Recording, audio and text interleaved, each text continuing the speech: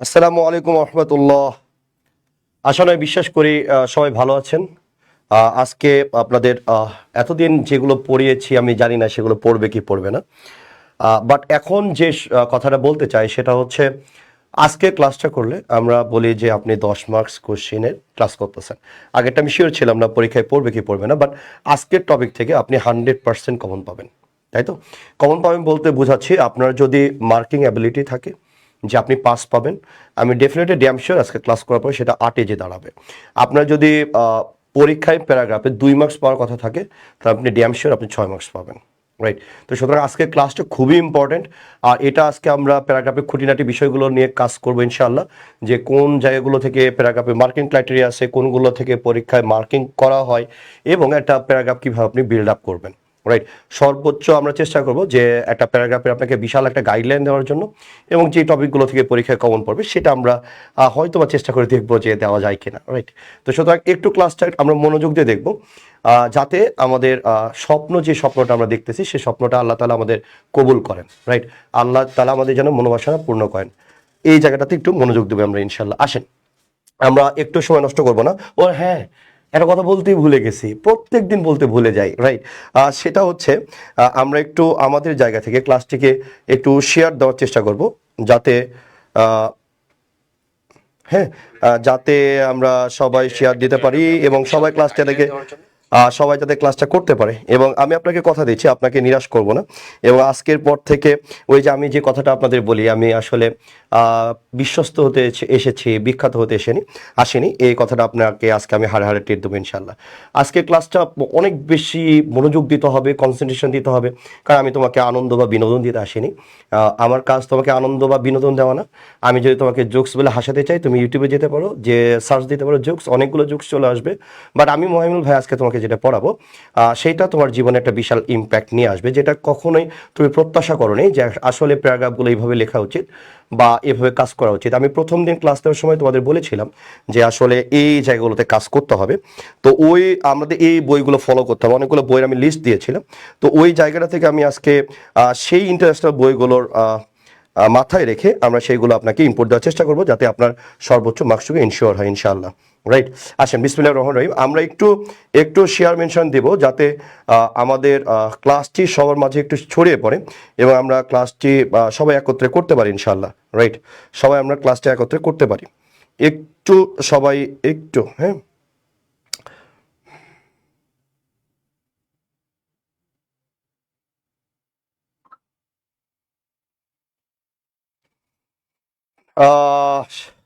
বাবর রাজকন্যা শুভরাত্রি ভাই, কেমন আছেন? এরপরে ইনামুল হক ইমন, আসসালামু আলাইকুম ভাই। ওয়ালাইকুম সালাম। এরপরে আসেন, এত মেসেজ ডিস্টার্ব করে কে? আচ্ছা, আচ্ছা, একটু আমরা সবাই চেষ্টা করবো, রাইট? আসেন, বিসমিল্লাহির রহমানির রহিম, একটু মনোযোগ দেবো আমরা।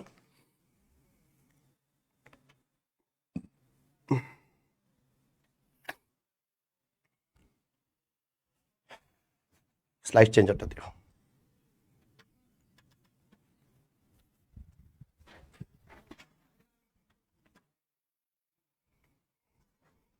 ওকে, আসেন, বিসমিল্লাহির রহমানির রহিম। আমরা আশাবাদী যাদের ক্লাসের দরকার তারা চলে এসেছে, রাইট? আচ্ছা, আমরা একটু ভালো করে খেয়াল করি। আমরা প্যারাগ্রাফের আগে 4 ক্রাইটেরিয়া নিয়ে আলোচনা করব। হ্যাঁ, আমরা 4 ওভারভিউ আগে যদি দেখি আমরা কি কি আলোচনা করবো আজকে। আমরা ক্রাইটেরিয়াগুলো দেখব যে আসলে কোন কোন ক্রাইটেরিয়ার উপরে ডিপেন্ড করে আপনাকে মার্কস করা হয়। আমরা যদি ক্রাইটেরিয়া দিয়ে খেয়াল করি, প্রথমটা হচ্ছে টাস্ক রেসপন্স, দ্বিতীয়টা হচ্ছে কোহেশন এবং কোহেরেন্স, এটাকে আমরা ইউনিটি অ্যান্ড কোহেরেন্সও বলে থাকি। এরপরে আমরা দেখব লেক্সিক্যাল রিসোর্স বলতে আমরা কি বুঝি, এবং এটা প্যারাগ্রাফের একটা মানদণ্ড। এরপরে আমরা দেখব যে গ্রামাটিক্যাল রেঞ্জ এর অ্যাকুরেসিটা কীভাবে মার্ক বিল্ড আপে সাহায্য করে। হ্যাঁ, এগুলো আমরা দেখব। এবং সর্বোপরি আমরা স্যান্ডউইচ মডেল দেখব, যে একটা প্যারাগ্রাফের ক্রাইটেরিয়া যে 3টা অংশ থাকে সেগুলো আমরা বিল্ড আপ করবো কীভাবে। এরপরে আমরা টপিক সেন্টেন্সটা কীভাবে লিখতে হয় এবং কন্ট্রি লাইনটাকে কন্ট্রোল করতে হয় সেই জিনিসগুলো দেখব।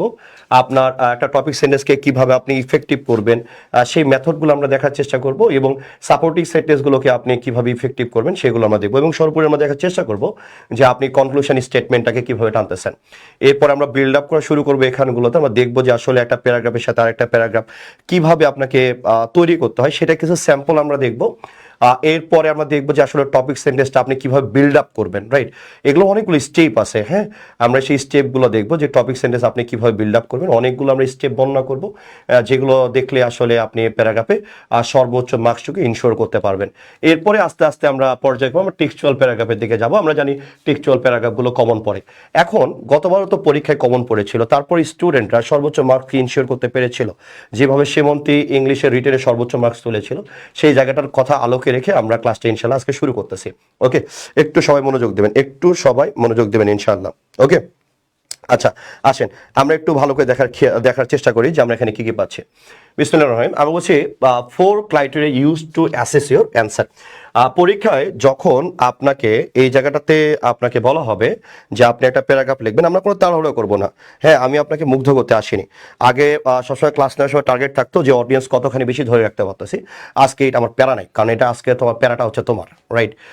আমার এটুকু বিশ্বাস আছে যে আপনি যদি আজকে ক্লাসে ভালোভাবে না করেন, আপনি যার কাছেই পড়েন না কেন, আপনাকে সেই মানুষটা আসলে কতখানি পড়াচ্ছে আজকে ক্লাস করলে আপনি সেটাকে জাজ করতে পারবেন। সুতরাং একটু মনোযোগ দিয়ে দেখবেন। আসেন বিসমিল্লাহির রহমানির রহিম। আমরা এই জায়গাটার দিকে যদি খেয়াল করি, আমরা বলেছি যে একটা প্যারাগ্রাফের ক্ষেত্রে আমরা বলছি মার্কিং ক্রাইটেরিয়া কয়টা। তো আমরা একটু আগে বললাম যে আপনার যে খাতাটায় যে আপনি প্যারাগ্রাফ লিখতেছেন, এই প্যারাগ্রাফটা কি কত মার্কস? 10 মার্কস।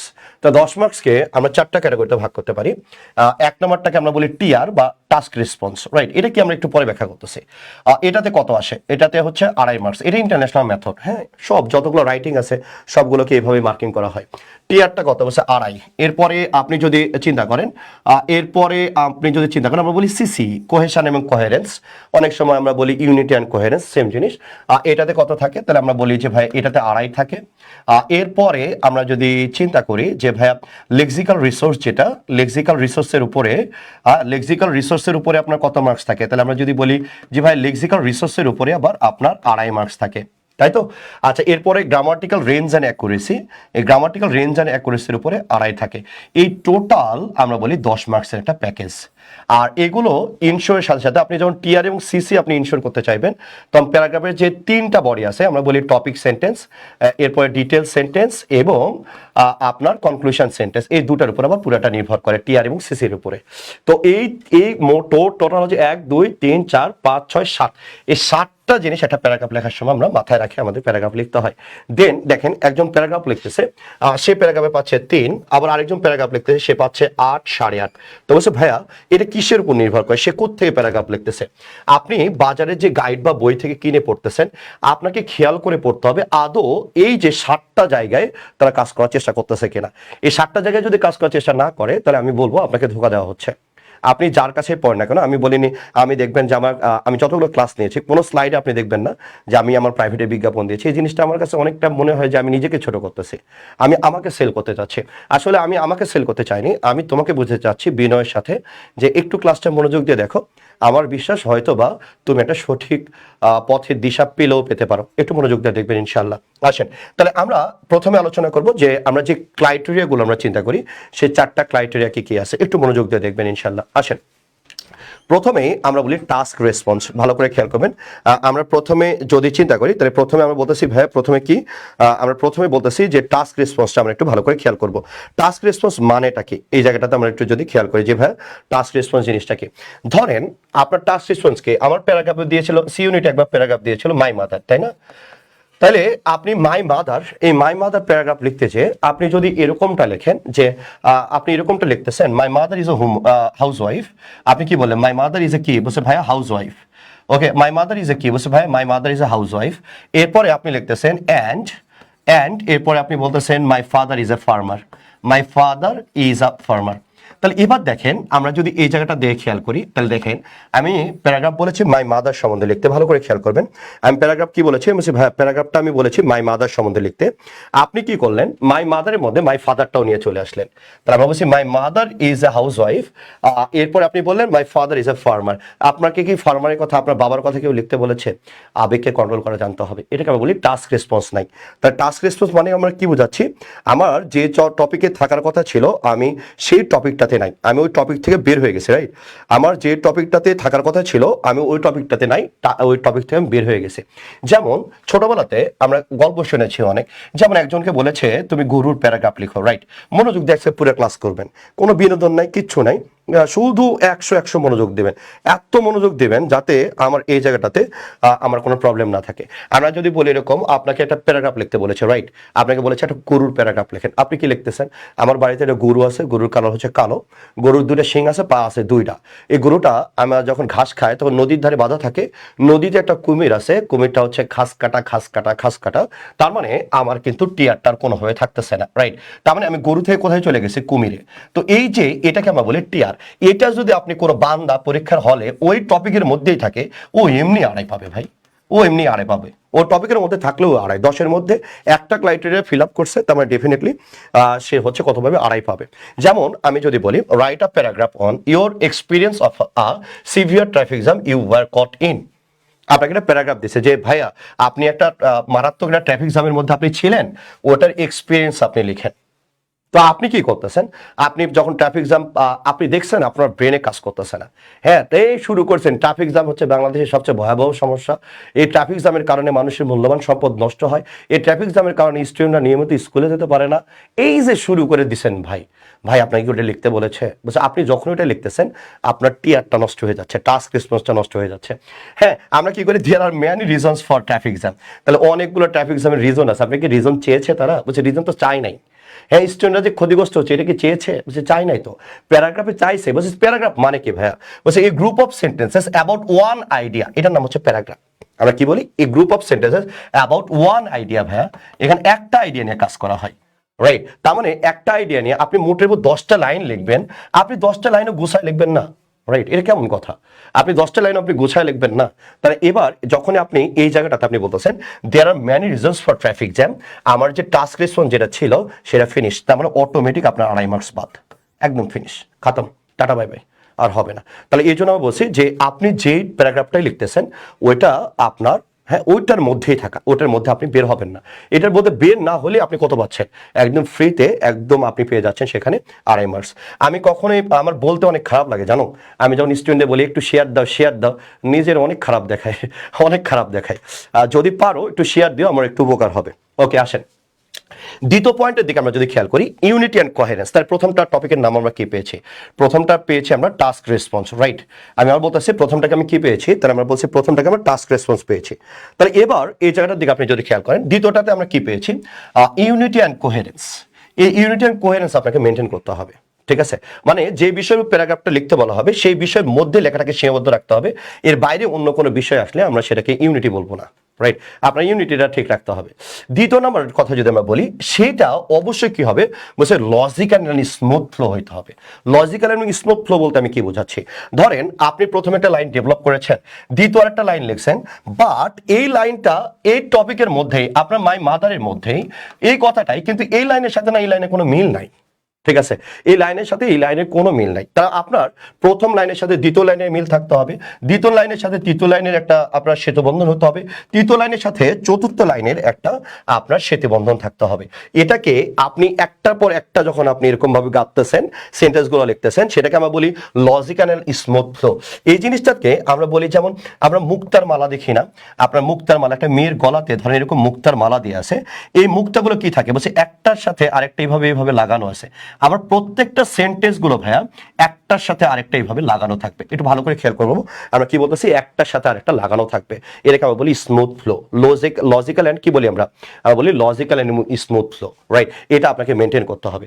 যেমন আমি যদি উদাহরণস্বরূপ আপনাকে বলি, আমি বললাম কক্সবাজারে আপনি যদি বেড়াতে যান, হ্যাঁ, তাহলে ওই আমি যদি বলি যে বাংলাদেশ, আপনি যদি কক্সবাজারে বেড়াতে যান, তাহলে আমরা কি বলতেছি? দ্বিতীয় সেন্টেন্সটা বলতেছি ওই এলাকার আর্থসামাজিক অবস্থার পরিবর্তন ঘটবে, ওই এলাকার আর্থসামাজিক অবস্থার পরিবর্তন ঘটলে দেশের জিডিপি বাড়বে। এই যে দেখেন, আমি একটার সাথে আরেকটা যে কথাগুলো বলতেছি, একটার সাথে আরেকটা লিঙ্কড আপ, এগুলোকে আমরা বলি লজিক্যাল এন্ড স্মুথ ফ্লো। তাহলে আপনাকে এটা মেনটেন করে আসতে হবে। যেমন উদাহরণস্বরূপ যদি আপনি এই জায়গাটাতে একটু দেখার চেষ্টা করেন, আজকের ক্লাসে ফুল মনোযোগ দিতে হবে। আমি আবার বলতেছি আজকের ক্লাসে ফুল মনোযোগ দিতে হবে। আমি কোনো কবিতা বা জোকস বা বিনোদন দিতে আসিনি, একটু মনোযোগ দিয়ে আসবেন। আজকে আপনার প্যারাগ্রাফের আমি একটা ডিটেলস একটা ধারণা দেওয়ার চেষ্টা করবো ইনশাআল্লাহ। দেখেন, আমরা যদি বলি Dhaka's traffic is perhaps the worst example of stationary traffic, আমি যদি বলি সবচেয়ে স্টেশনারি ট্রাফিক মানে কি একদম যানবাহন চলেই না, এরকম যদি আপনি এটা চিন্তা করেন তাহলে সেটাকে আমরা বলি ঢাকার ট্রাফিকের কথা, রাইট? আপনি এখানে যদি লেখেন we should take inspiration from develop countries, এটা জীবনও হবে না। তো বলছে ভাই আপনার এই লাইনের সাথে এই লাইনের কোনো মিল আছে? বলছে ভাই মিল নাই, রাইট? তাহলে মানে আমি যদি বলি আমরা যে স্মুথ ফ্লো এর কথা বলতেছি সেই স্মুথ ফ্লো এটা আসতেছে না, অপরন্ত আমার টিয়ারটাও নষ্ট হয়ে যাচ্ছে, দ্যাটস ওয়াই এগুলো আমাকে বাদ দিতে হবে। এটাকে আমরা বলি ইউনিটি অ্যান্ড কোহেরেন্স। আমি আবার বলতেছি এগুলোকে আমরা কি বলি? আমরা বলি ইউনিটি অ্যান্ড কোহেরেন্স। আমি আবার বলতেছি এগুলোকে আমরা কি বলি? এগুলোকে আমরা বলি ইউনিটি অ্যান্ড কোহেরেন্স। একটু সুন্দর করে খেয়াল করবেন, তাহলে এটা আপনাকে মেনটেন করতে হবে। তারপরে তাহলে আপনি কয়টা টপিক পেয়েছেন? আমরা বলবো যে ভাই আপনি টপিক পেয়েছেন, আচ্ছা আপনি যদি একটু এই জায়গাটাতে খেয়াল করেন দেখেন, তাহলে আমরা 1 নম্বর পেয়েছি কি টিআর, 2 নম্বর আমরা কি পাইলাম? তাহলে 2 নম্বর আমরা পাইছি সিসি বা ইউসি, যেটার কথা বলেন না কেন। থার্ড পয়েন্ট এসে আমরা পাচ্ছি লেক্সিক্যাল রিসোর্স। লেক্সিক্যাল রিসোর্স মানে কি? গরিবেরা বলে ভোকাব আর বড়লোকেরা বলে লেক্সিক্যাল রিসোর্স, তাই তো? লেক্সিক্যাল রিসোর্স অর্থ হচ্ছে সোজা ভাষায় আমরা যদি বলি ভোকাব, এই ভোকাবের উপরে আবার আছে 2.5 মার্কস। আপনি কোন ধরনের ভোকাবগুলো ইউজ করতেছেন, রাইট? তাহলে এটার উপরে কত মার্কস আছে? বলছে ভাই 2.5 মার্কস আছে। তার মানে ব্যাপারটা এরকম না উইমেন এমপাওয়ারমেন্ট প্যারাগ্রাফ আপনার পরীক্ষায় চলে আসছে আর ধুমসে আপনি উইমেন এমপাওয়ারমেন্ট লেখা শুরু করে দিচ্ছেন, ব্যাপারটা আসলে এরকম না, রাইট? তো আপনাকে প্ল্যান করে লিখতে হবে। যেমন আমি যদি বলি লেক্সিক্যাল রিসোর্স মানে কি ভোকাব, এই ভোকাবের উপরে কত মার্কস আছে? বলছে 2.5। আমরা যে শব্দগুলো ব্যবহার করব অবশ্যই সেই শব্দ ব্যবহারের ক্ষেত্রে আমাকে বৈচিত্র্যতা নিয়ে আসতে হবে। অবশ্যই অবশ্যই আপনি যে শব্দ ব্যবহার করবেন সেটাতে আপনি একই রকম ওয়ার্ড আপনি বারবার নিয়ে আসতে পারবেন না। আপনার যদি স্পেলিং মিস্টেক হয়, আপনি যদি স্পেলিং এ ভুল করেন তাইলেও এই সেকশন থেকে আপনার মার্কসে কাটা যাবে। সেটা হচ্ছে লেক্সিক্যাল রিসোর্স। ধরেন আপনি 3টা বানান ভুল করছেন, তাহলে এই লেক্সিক্যাল রিসোর্স থেকে আপনার এই যে 2.5 মার্কসের মধ্যে তখন আমরা বলি যে 1 বা 1.5 মার্কসটা কাটা যায়। তার মানে এই স্পেলিং মিস্টেকটা কার মধ্যে পড়ে? বলছে ভাই লেক্সিক্যাল রিসোর্সের মধ্যে পড়ে। এরপরে আপনি নেগোশিয়েবল ল্যাঙ্গুয়েজ ব্যবহার করবেন, তারপরে হার্শ টার্ম আপনি ইউজ করতে পারবেন না, এবং কোন শব্দটার সাথে কোন শব্দটি যায়, হ্যাঁ, use phrase and idioms along with correct group of verbs. তাহলে এই শব্দ এই জিনিসগুলোর দিকে আমাকে মাথায় রাখতে হবে। তাহলে আমি ভালো ভোকাব ইউজ করব, শব্দের বৈচিত্র্য আনবো, স্পেলিং মিস্টেক করব না, এবং কোনো হার্শ বা আমরা হার্শ টাস এই জিনিসগুলো আমরা যেগুলো মানুষকে আক্রমণাত্মক করে এরকম কোনো শব্দ আমরা ব্যবহার করব না, রাইট? যেমন আমরা যখন এই কথাটা স্টুডেন্টদের বলি, হ্যাঁ, আমরা যখন স্টুডেন্টে বলে শোনো তোমার ভোকাবের ক্ষেত্রে বৈচিত্র্যটা আনতে হবে। বলছে কিরকম বৈচিত্র্যটা ভাইয়া? আমি তো অনেক সিনোনিম অ্যান্টোনিম মুখস্থ করি, আমি কি সিনোনিম অ্যান্টোনিম মানলে হয়েছে? না রে ভাইয়া, ডিকশন এবং কলোকেশন জনিত একটা প্রবলেম আছে। ডিকশন বা কলোকেশন জনিত প্রবলেম কিরকম? যেমন তুমি যদি একটু খেয়াল করো, আমরা যদি বলি আইসক্রিম, আইসক্রিম ব্যাপারটা কি? আইসটা কি? বরফ, তাই না? আমি ট্রান্সলেশনে যে ক্লাস নিয়েছিলাম ওইখানে আমি দেখিয়েছিলাম আপনাদের, আমি বলেছিলাম পাহাড়টি বরফে আচ্ছাদিত, তার মানে ওইখানে ইজ কভার্ড উইথ আইস বলবেন নাকি স্নো বলবেন? তাহলে আমাকে স্নো বলতে হবে। ব্যাপারটা হচ্ছে স্নো কেন? তাহলে আমরা যদি বলি যে ভাই প্রাকৃতিকভাবে যে বরফ সেটা ইংলিশ হচ্ছে স্নো, আর যেটা কৃত্রিম সেটাকে আমরা বলি আইস। যেমন আমার দোকান যে বলি কি আইসক্রিম দাও, আইসক্রিম দাও, তার মানে আইস মানেও বরফ, স্নো মানেও বরফ, কিন্তু আপনি চাইলেও একটা রিপ্লেস আরেকটা আপনি ব্যবহার করতে পারতেছেন না, আপনার ওয়ার্ডগুলো ফিক্সড। তো ওই জায়গাটাতে খেয়াল করতে হবে। যেমন আমরা যদি বলি as the day past on, যতই দিন যাচ্ছে ট্রাফিকটা আমরা যদি বলি হ্যাঁ আগের চাইতে বাড়তেছে, ট্রাফিক তাহলে রাস্তায় যানবাহনটা বাড়তেছে। তো আপনি কি করলেন? আপনি তো জানেন ইনক্রিজ আছে, হ্যাঁ, আপনি মেরে দিলেন ইনক্রিজ। তো ভাই ইনক্রিজ যখন আপনি ব্যবহার করতেছেন, আপনার যে খাতা দেখতেছে শিক্ষক বা আপনার যে অডিয়েন্স যে খাতাটা দেখতেছে তার কাছে কিন্তু মনে হবে যে আপনি আসলে গ্রামের চাচাতো ভাই, রাইট? আপনি আসলে ভালো ভোকাব পারেন না, তখনই কিন্তু আপনার মার্কসটাকে কমতে থাকবে। ভাই বিশ্বাস করেন খাতার উপরে না লেখা থাকে না যে অমুক কলেজের স্টুডেন্ট তুমুক কলেজের স্টুডেন্ট, এটা লেখা থাকে না। লিখনের মাধ্যমে প্রমাণ করতে হয় আপনি one of the best student, right? আমি আবারও বলতেছি লিখনের মাধ্যমে প্রমাণ করতে হয় যে আপনি one of the best student Bangladesh. খাতা দেখে টিচারকে মনে করাইতে হবে স্যার আমি মুরব্বী আমি ওটা না, আমাকে মার্কস বাড়ান, আমি ফার্স্ট হওয়ার পাবলিক। আমি ওই রকম হ্যাঁ একদম বাজে সাবজেক্ট পড়ার জন্য ঢাকা বিশ্ববিদ্যালয়ে পরীক্ষা দিতে আসেনি। আমার বাবা মা আমার পিছনে অনেক বেশি ইফোর্ট দিছে, আমি আমার জীবনের প্রতি অনেক বেশি মায়াশীল যত্নশীল, এই জন্য আমি সর্বোচ্চ দিয়ে আমি আমার চেষ্টা করতেছি। তার মানে আপনি ইনক্রিজটা ব্যবহার করতেছেন না, ইনক্রিজের পরিবর্তে আপনি কোন ওয়ার্ডটা ব্যবহার করতেছেন? আপনি চোখ টাপ ব্যবহার করতেছেন বা ক্লোক টাপ ব্যবহার করতেছেন। তখন অটোমেটিকভাবে তার একটা আপনার প্রতি কি তৈরি হবে? একটা গুড ইমপ্রেশন তৈরি হবে, রাইট? তাহলে এই জায়গাটার দিকে আপনাকে অবশ্যই খেয়াল রাখতে হবে। আমি আরো বলতেছি এই জায়গাটাতে আপনাকে অনেক বেশি খেয়াল রাখতে হবে। যেমন অনেক সময় করে কি পোলাপান আবার এই জায়গাটাতে আপনার যখন সেন্টেন্স মেকে ভোকাবের উপর যখন জোর দিতে চায়, এই জোর দিতে চায় তারা তো আরো ভোকাব পড়ে, রাইট? ওই ভোকাব পড়তে যায় বলে অগমেন্টেড, ইলংগেটেড মানেও তো বৃদ্ধি করা, এ মেরে দেয় অগমেন্টেড বা ইলংগেটেড। বলছে ভাই এটা অগমেন্টেড বা ইলংগেটেড কখনোই হয় না, এটা ব্যবহার ভিন্ন। এরা ব্যবহার কি? বলছে ভাইয়া এটা ব্যবহারটা হচ্ছে সম্পূর্ণটাই ভিন্ন। তার মানে বাড়ার অর্থ কিন্তু অগমেন্টেড বা এলংগেটেড হয়, কিন্তু আপনি যদি ট্রাফিক বাড়ার ক্ষেত্রে অগমেন্টেড বা এলংগেটেড দিয়ে দেন সেটা কখনোই কাম্য হবে না। তার মানে এটাকে আমরা বলি যে আপনি ভুল লেক্সিক্যাল রিসোর্সটা আপনি ব্যবহার করতেছেন। এই ক্ষেত্রে আপনার অবশ্যই কলোকেশনের দিকে আপনাকে প্রাধান্য দিতে হবে। যেমন দেখেন মিস্টেকের ক্ষেত্রে ডু মিস্টেকও কিন্তু বলা যায় না, আমরা কি বলি? মেক মিস্টেক বলি, এটাকে আমরা বলি কলোকেশন। যে শব্দের সাথে যে সেন্টেন্সটা একদম অ্যাপ্রোপ্রিয়েট সে শব্দটা আমরা ব্যবহারের দিকে যদি মনোযোগী হতে পারি তাহলে আমরা পরীক্ষার সর্বোচ্চ মার্কসটুকু ইনশাল্লাহ ইনশোর করতে পারবো। এরপরে আসেন, এরপরে যদি আমরা খেয়াল করি দেখেন এরপরে পরের রেঞ্জের দিকে যদি খেয়াল করি তাহলে সেটা আসতেছি গ্রামাটিক্যাল রেঞ্জ এন্ড অ্যাকুরেসি। এটা কিন্তু মেলা কথা এখানে, হ্যাঁ এখানে মেলা কথা।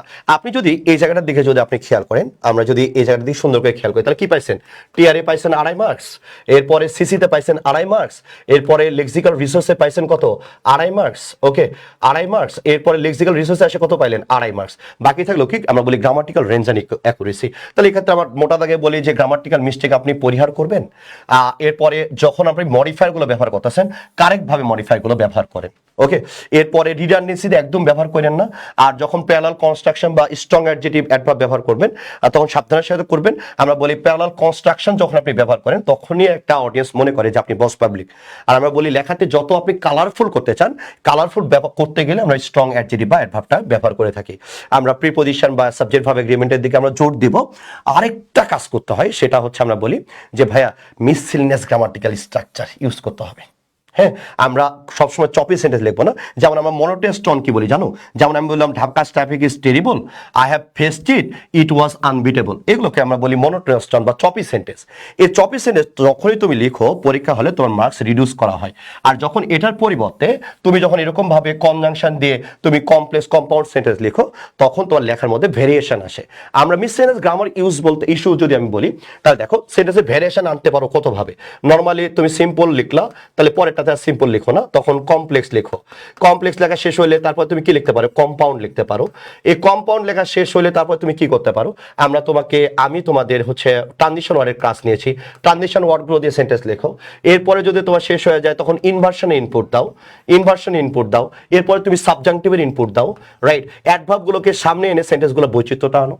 এভাবে কাজ করতে থাকো, তখন দেখবা এই যে গ্রামারের যে আমার 2.5 মার্কসটা আছে সেই জায়গাতে আমি গ্রামারের 2.5 মার্কসটা আমি পেয়ে যাবো, রাইট? তাহলে এই কয়টা জিনিস যদি তুমি মনে রাখো তাহলে আমার ঝামেলাটা শেষ হয়ে যায়। এরপরে খেয়াল করো, আমরা বলি the structure of a paragraph. প্যারাগ্রাফের স্ট্রাকচার কি?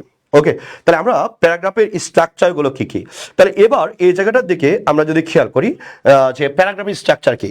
আচ্ছা, একজন প্রশ্ন করেছে বা খুবই ইজি, আর একজন বলেছে ভাই পরীক্ষা হলে কি ওহী নাজিল হবে? বলছে না, পরীক্ষা হলে কখনো ওহী নাজিল হবে না, এটা কখনোই পসিবল না, তোমাকে প্র্যাকটিস করতে হবে। এখন তুমি যদি চিন্তা করো যে ভাইয়া তুমি ঘুমিয়ে ঘুমিয়ে স্বপ্ন দেখতেছো যে ভাই আমি চান্স পেয়ে যাবো, ইটস কোয়াইট ইম্পসিবল, ময়না 1 লাখ পরীক্ষার্থী দিবে। আর তুমি যদি মনে করো বাজারে একটা গাইড বই থেকে তুমি কপি পেস্ট করে লিখে দিয়ে তুমি আসলে ঢাকা বিশ্ববিদ্যালয়ের মতো ইউনিভার্সিটিতে তুমি টপার হবা, সরি টু সে, আমি তোমার মনে কষ্ট দেওয়ার জন্য আন্তরিকভাবে দুঃখিত। আপনি পুরো ক্লাসটা করেন, তারপর আপনি বুঝতে পারবেন যে আপনার লেভেলটা কোথায়। ধৈর্যের সাথে সাথেই থাকুন। আমি জানি একটু পরে আপনার ধৈর্যটা নষ্ট হয়ে যাবে, কারণ এরপরে আরো বড় বড় কথা আসতেছে। এতক্ষণ যে কথাগুলো শুনতেছেন এগুলোকে আমরা বলি বেবি মেথড। বেবি মেথড পার হয়ে একটু পরে আমি বড় বড় কথা বলতেছি, যেগুলো শুনলে আপনি বুঝতে পারবেন সেমন্তি কেন 10-এর মধ্যে 8 পেয়েছিল, রাইট? একটু ধৈর্য ধরেন ময়না, আপনার ভিতরে কনফিডেন্স যতখানি আছে আজকে ক্লাস করার পরে আমার বিশ্বাস যে আপনার ঘুমটা আরো 2 ঘন্টা কম হবে আপনি যদি আপনার স্বপ্নকে সঠিকভাবে বাস্তবায়ন করতে চান। অর্থাৎ আপনি যদি 6 ঘন্টা ঘুমান আজকের পর থেকে সেটা 4 ঘন্টা নেমে আসবে, ইফোর্টের লেভেলটা আপনার বেড়ে যাবে। একটু সুন্দর করে খেয়াল করবেন ইনশাল্লাহ। আসেন, the structure of a paragraph. আমার প্যারাগ্রাফের আমরা বলি 3টা আর্টস থাকে, রাইট? এটাকে আমরা বলি sandwich model, right? Not sandwich, is sandwich model, ডিয়ের উচ্চারণ হয় না, তাই তো? এই স্যান্ডউইচ মডেলের দিকে যদি খেয়াল করি প্রথমে কি থাকে? টপিক সেন্টেন্স, এরপরে থাকে সাপোর্টিং ডিটেলস, এরপর লাস্টে থাকে কি? কনক্লুশন। এই জন্য দেখেন আপনি যখন একটা বার্গার বা স্যান্ডউইচের কথা চিন্তা করেন তো ওই জায়গাটাতে কি উপরে একটা লেয়ার, নিচে একটা লেয়ার, মাঝের একটা লেয়ার থাকে। এই লেয়ারগুলোকে আমরা লংম্যানের বই আমরা এইভাবেই পাই, তাই তো? লংম্যানের বই এভাবেই দেওয়া আছে যে উপরেরটাকে আমরা বলবো টপিক সেন্টেন্স, এরপরটা আমরা বলবো সাপোর্টিং সেন্টেন্স এবং লাস্টেরটাকে আমরা বলবো যে ভাইয়া কনক্লুডিং সেন্টেন্স। আসেন, এই টপিক সেন্টেন্স, সাপোর্টিং সেন্টেন্স এবং কনক্লুডিং সেন্টেন্সটা আপনি কিভাবে এখানে ফুটিয়ে তুলবেন একটু ভালো করে খেয়াল করি। আসেন, টপিক সেন্টেন্সের আমরা যদি চিন্তা করি যে টপিক সেন্টেন্সের হচ্ছে পার্ট থেকে 2টা।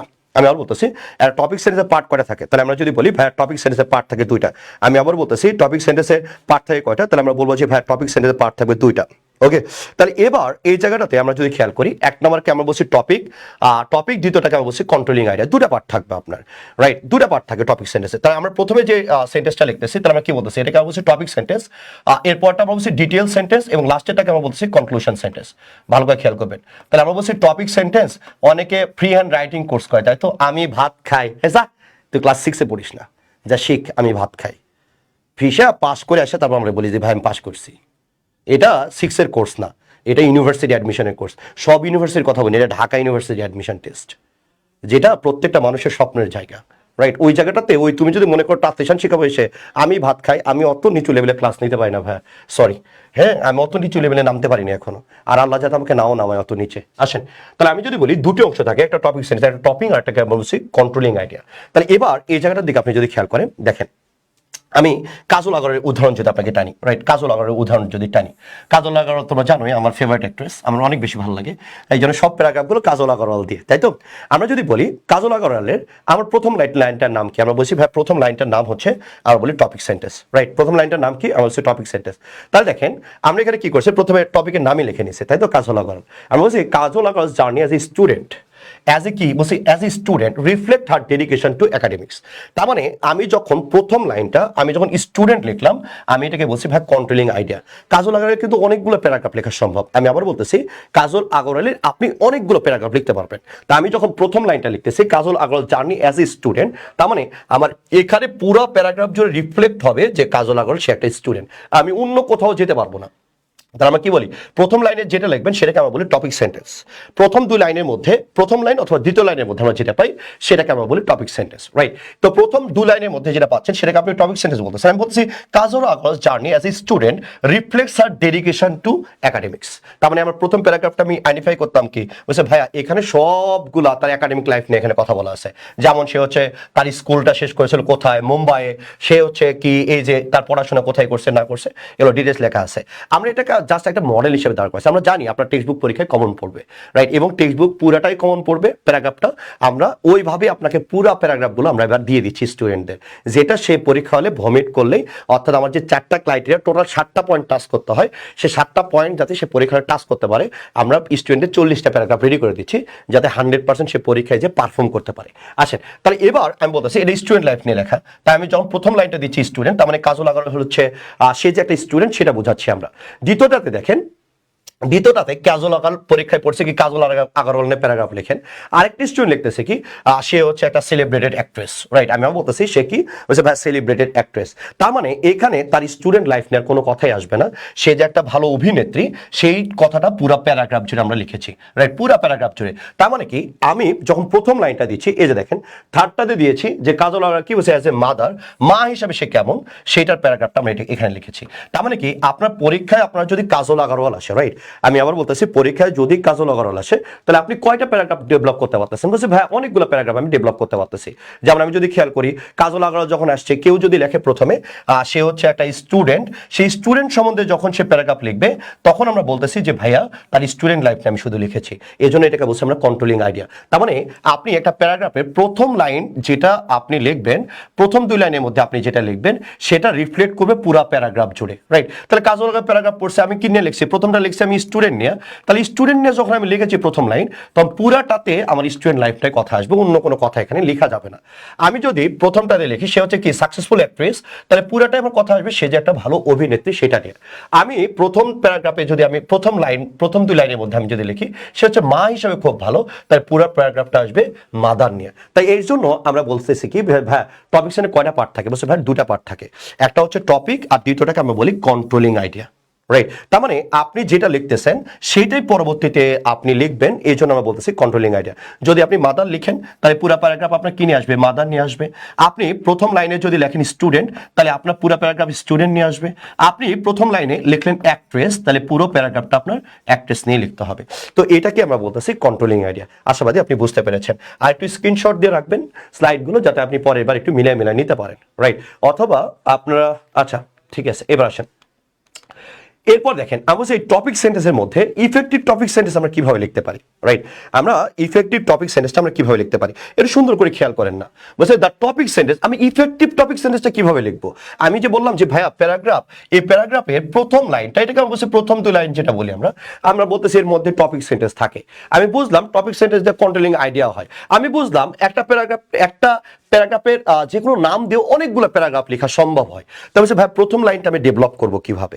তাহলে এটা আমার মনের মধ্যে প্রশ্ন জাগে যে ভাইয়া আমি প্রথম লাইনটা নিয়ে কি করবো ভাই, একটু সাজেশন প্লিজ। আমি বলছি ভাই কোনো সাজেশন নাই, আমি তোমাকে পড়াইতে পারি, এটা ভালো করে দেখো। তাহলে আমরা যদি এই জায়গাটা দিয়ে খেয়াল করি, আমি বলছি writing an effective topic sentence, আপনি কিভাবে একটা টপিক সেন্টেন্স মানে আপনি একটা প্যারাগ্রাফের প্রথম লাইনটা আপনি একটু ডেভেলপ করবেন, এই জায়গাটার দিকে আপনি খেয়াল করেন। আর বলি ডোন্ট রাইট অ্যানাউন্সমেন্ট, ভাইয়া তুমি অ্যানাউন্সমেন্ট লিখো না, রাইট? আমি আবার বলতেছি তুমি কি লিখবে না, তুমি প্রথম লাইনে অ্যানাউন্সমেন্ট লিখো না। তারপরটা কি বলতেছি ভাইয়া তুমি ন্যারো স্টেটমেন্টও লিখো না, রাইট? এরপর বলতেছি তুমি কি বলছে ভাইয়া অনেক ব্রড স্টেটমেন্টও তুমি লিখো না, রাইট? এরপর আমি বলতেছি avoid the statement that cover more than one idea. বলছে ভাইয়া এমন কোনো প্রথম লাইনে এসে লেখেন না যেটা আপনার অ্যানাউন্সমেন্ট হয়, ন্যারো স্টেটমেন্ট হয়, টু ব্রড স্টেটমেন্ট হয়, cover more than one idea হয়ে যায়। বলছে ভাই আপনি এমন স্টেটমেন্টও আপনি লিখবেন না। ওকে ফাইন, এগুলো ডিটেলস আমরা একটু পরে আসতেছি যে এই শর্তগুলো আমরা কিভাবে পূরণ করতে পারি, এবং এগুলো ভেরি সিম্পল। আপনি যদি মনোযোগ দিয়ে ক্লাস করেন আজকে আপনি সব শিখে যাবেন, আই প্রমিস। অনেক বেশি কঠিন না, একটু যদি মনোযোগ দিয়ে দেখেন আপনার ক্লিয়ার হয়ে যাবে।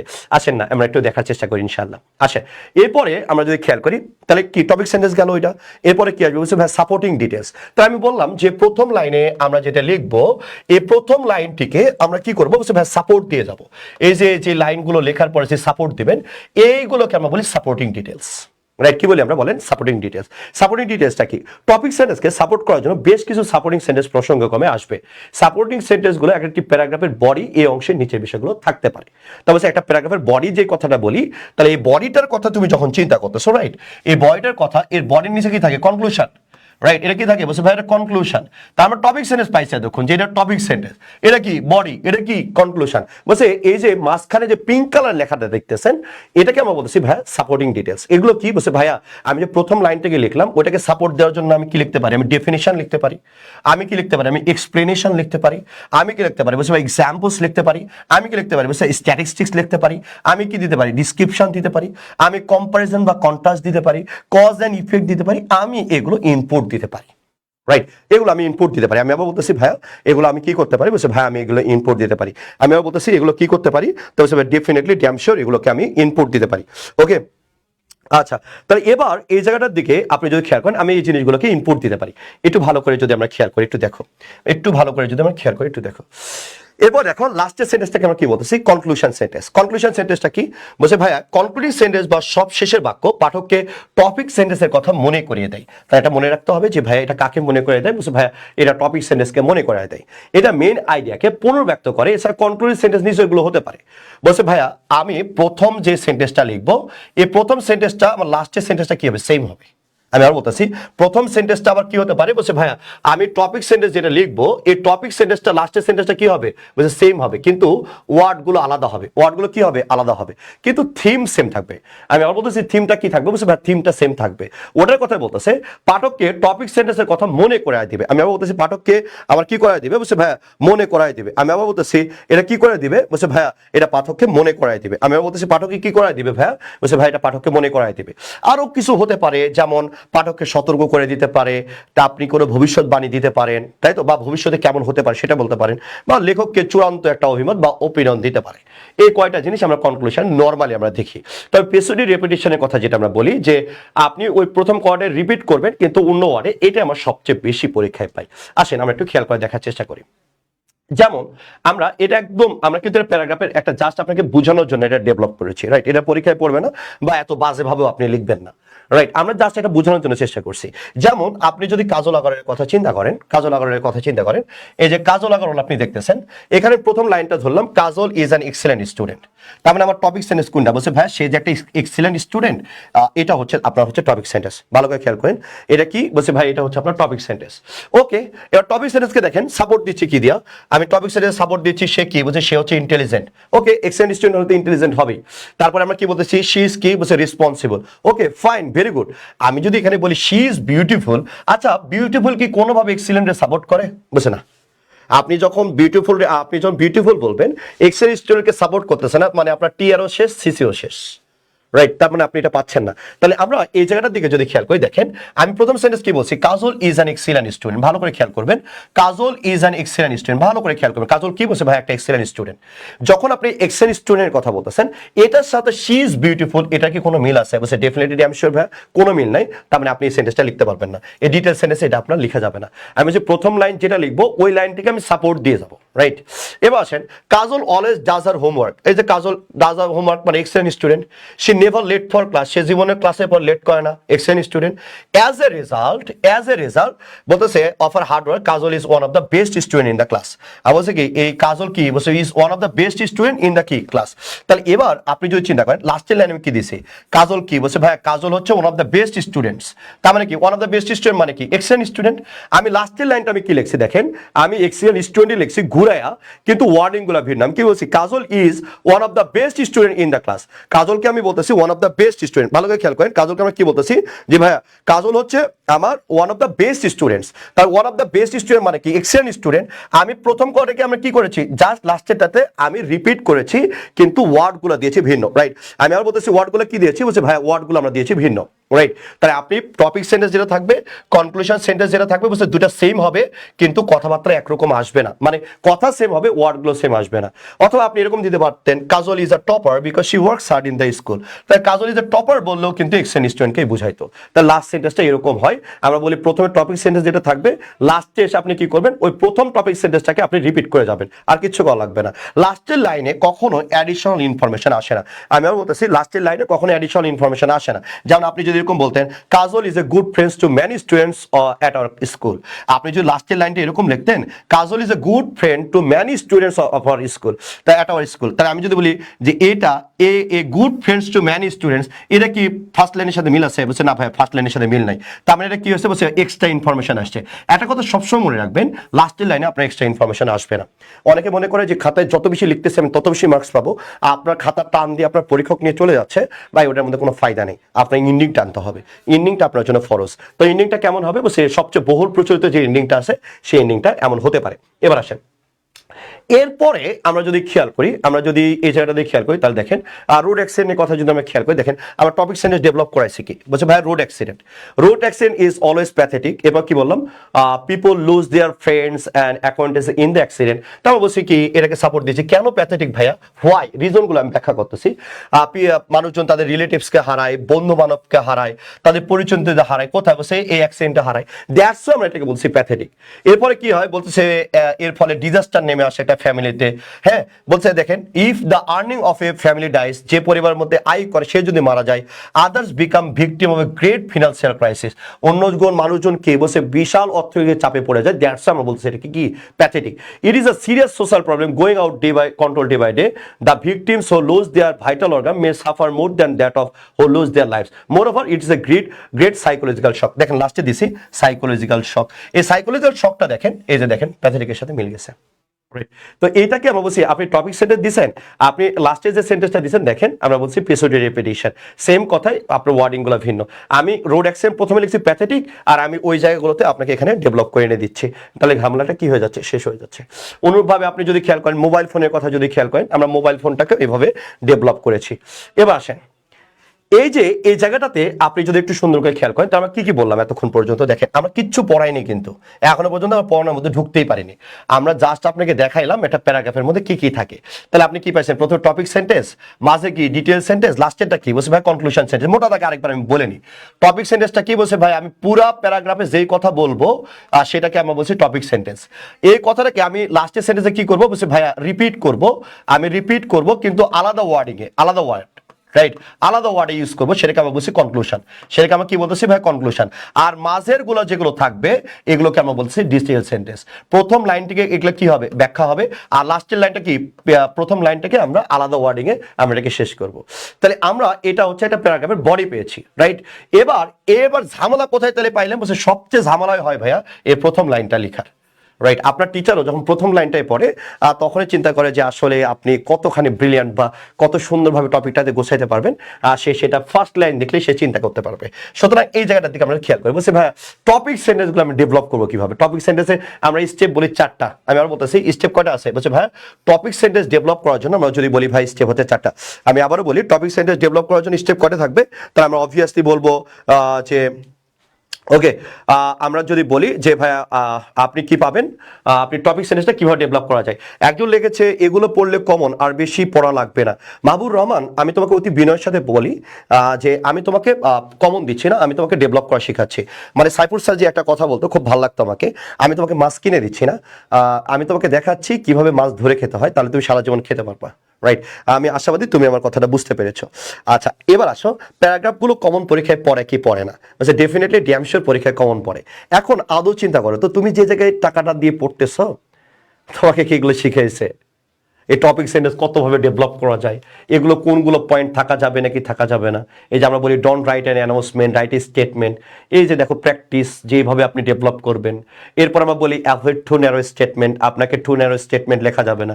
এই যে দেখো টু ন্যারো স্টেটমেন্ট লিখলে কি ধরনের প্রবলেমগুলো হয়। এই যে দেখো প্র্যাকটিস হ্যাঁ। এরপরে আমরা যদি বলি এই যে দেখো আমরা বলি ব্রড স্টেটমেন্ট লেখা যাবে না। এই যে দেখো ব্রড স্টেটমেন্টের প্র্যাকটিস, যে ব্রড স্টেটমেন্টগুলো কেমনে লিখে, তুমি কিভাবে ভুল করো। আরে বেটা তোরা যখন প্যারাগ্রাফ লিখিস তোরা কি লিখিস জানিস? তোরা লিখিস there are 6 season in Bangladesh, there are 6 seasons in Bangladesh. প্রথমে বিসমিল্লাহ বলে লিখিস there are 6 seasons in Bangladesh. আরে বেটা 6 সিজন ইন বাংলাদেশ যে তুই প্রথম লাইনে লিখেছো, এই যে তুমি যে প্রথম লাইনে লিখেছো তোমার তো প্রথমেই ভুল হয়েছে। এটা তো তুমি তো জিরো পাবা প্যারাগ্রাফে। কেমনে দেয়ার আর 6 সিজন যদি লিখিস there are 6 season in Bangladesh, তার মানে কি তোর প্যারাগ্রাফটা রেনি সিজন নিয়ে তোর লেখা হয়নি। রেনি সিজন পরীক্ষা আসছে তুই লিখলি দেয়ার আর 6 সিজন ইন বাংলাদেশ। আরে বেটা তোর তো এখন 6 সিজন বর্ণনা করতে হবে। তুই কি প্যারাগ্রাফ রেনি সিজন লিখতে আইছিস নাকি 6 সিজন লিখতে আইছিস? আর তুমি মস্করা করো না যে ভাইয়া ভাইয়া এটা কি কমন, এগুলো কমন পড়বে তাই তো? আচ্ছা সরি রে ভাই, আমি অতি বিনয়ের সাথে বলতে চাই যে কমন পড়বে না। কমন পড়বে কোনগুলো? কমন পড়বে হচ্ছে টেক্সচুয়াল প্যারাগ্রাফের সাথে রিসেন্টের মিক্সচার হতে পারে, হ্যাঁ, আবার টেক্সচুয়াল প্যারাগ্রাফ ডিপেন্ড কমন পড়তে পারে। এরকম আমরা টপিকের কথা যদি বলি 35টা পড়লে আল্লাহ ভরসা প্রতি বছর কমন পড়ে, এবারও পড়বে।